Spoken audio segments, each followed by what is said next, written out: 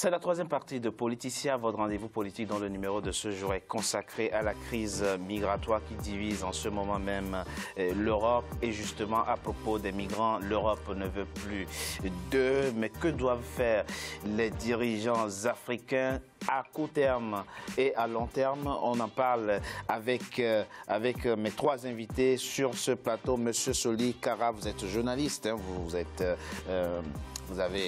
dans le métier depuis un certain nombre d'années. Vous avez observé, vous êtes directeur de publication de Afrique Nouvelle. De Afrique Nouvelle, voilà, c'est ça. Ce magazine. Les Européens, nous l'avons dit, ne veulent plus des migrants. Oui. Qu'est-ce que les Africains doivent faire? Pour l'instant, il y a déjà des voix qui s'élèvent pour dénoncer le coupable de certaines élites africaines et de certains leaders africains. Nous nous souvenons de l'année dernière, en novembre, quand il y avait cette vidéo montrant la vente des esclaves, certains pays ont affecté des avions pour aller récupérer leurs ressortissants. Et que doivent-ils faire de plus, là, à court terme? Eh bien, Richard, donc aujourd'hui, on peut dire qu'il y a un silence coupable des dirigeants africains. Et l'Union africaine ne s'est même pas réunie pour pouvoir trouver une solution. Ce sont les pays d'accueil qui cherchent des solutions aux ressortissants africains, aux jeunes africains. Et je voulais juste vous faire rappeler que les dirigeants actuels africains, à quelques exceptions près, surtout ceux qui sont élus de façon démocratique, ont été soutenus par les jeunes. Ce sont les jeunes. Voilà, c'est grâce aux jeunes qu'ils sont aujourd'hui au pouvoir. Ils étaient tous dans l'opposition. Que ce soit le Sénégalais Macky Sall, le Gambien Adama Barrow, le Guinéen Alpha Condé, le Béninois Talon et l'Ivoirien Alassane Ouattara. Ils étaient tous opposants dans l'opposition. Ils se sont tous servis des jeunes pour être élus. Mais une fois élus, aucun chef d'État n'a mis en place une vraie politique volontariste pour les jeunes. C'est quoi une vraie politique volontariste? Il y a des politiques qui sont mises en œuvre après. Est-ce que c'est les bonnes? C'est une autre question. Oui, mais ce sont des politiques qui n'ont pas donné... mesurer encore les résultats? Exactement, exactement. Eh bien, si aujourd'hui on voit des milliers de jeunes prendre le risque de braver la Méditerranée, venir en Europe, c'est parce qu'ils ne se sentent pas bien chez eux. Oui, mais ce que je voudrais que vous disiez, c'est aussi... Qu'est-ce qu'on doit faire là tout de suite? Eh bien, justement, c'est-à-dire moi, personnellement, d'abord dans un premier temps, parce que là, c'est comme s'il y a l'hémorragie, c'est-à-dire il y a un malade, donc le sang coule. Voilà, justement. Donc la mesure d'urgence, tout de suite, il faut qu'il y ait une information. Supposons un exemple. Si, par exemple, on demande à Africa 24 aujourd'hui on vous charge d'informer, c'est-à-dire une politique d'information ou de communication sur l'Afrique envers les jeunes. Par exemple, pour leur expliquer que l'Europe n'est plus l'Eldorado qu'ils rêvaient et que, voilà, une vraie politique d'information envers les jeunes. Ça se fait, ça.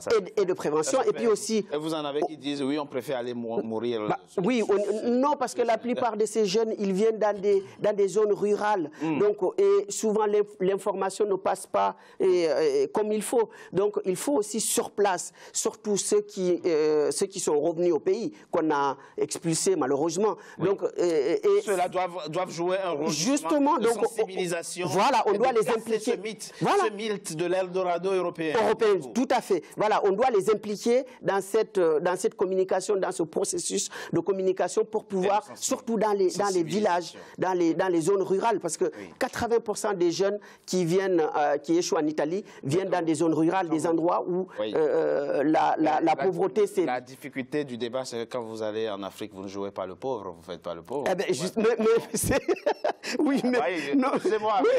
On ne fait pas le pauvre, mais de toute façon, c'est pas le but de faire le pauvre. Mais le but, c'est quoi? C'est de leur dire la vérité. Donc, on leur dit la vérité. Vous avez tout à fait raison de dire qu'eux, ils ne croient pas. Parce que qu'est-ce qu'ils disent? On avance et on meurt, on recule. On meurt, donc je préfère avancer et mourir. Voilà, c'est dire que la problématique, elle est complexe. Voilà, elle est politique. Alors, donc, très rapidement, mais en 2 secondes. Mais en 2 secondes. Tout de suite. Il y a d'abord... Qu'est-ce qu'il faut faire? Un sommet extraordinaire, déjà, sur la question?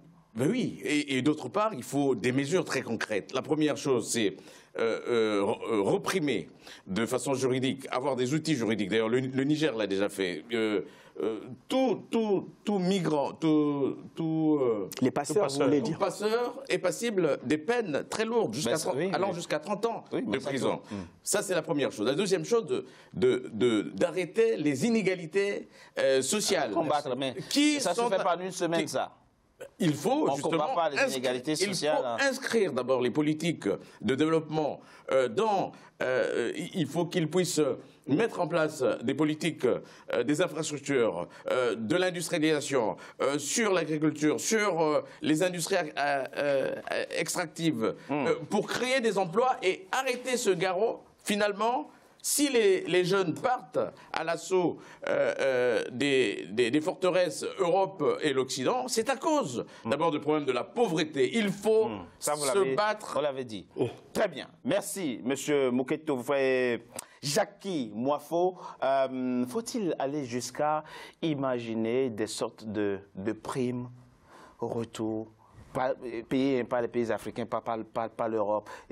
Imaginez, tous ceux qui sont en Libye, qui ont la possibilité de revenir, revenez, on va vous prendre en charge. Il y a la Côte d'Ivoire qui essaye de mettre une telle politique déjà en place, mais offrir juste une perspective ponctuelle, immédiate. Chers confrères, ces mesures avaient été prises en France il y a quelques années et n'ont abouti à rien. Souvenez-vous, retour moyennant 7 000 €, ça n'a rien donné. Il faut aujourd'hui que les dirigeants occidentaux prennent conscience que leur avenir dépend de l'Afrique en prenant des mesures simples. Ne plus favoriser la longévité des chefs d'État africains. Ne plus adouber des dictateurs. Merci. Tout commence par là. C'est la fin, mesdames et messieurs, de Politicien, votre rendez-vous politique. Je vous remercie d'avoir été nombreux à suivre. Restez toujours fidèles au programme d'Africa 24. À très bientôt pour un nouveau numéro de Politicien.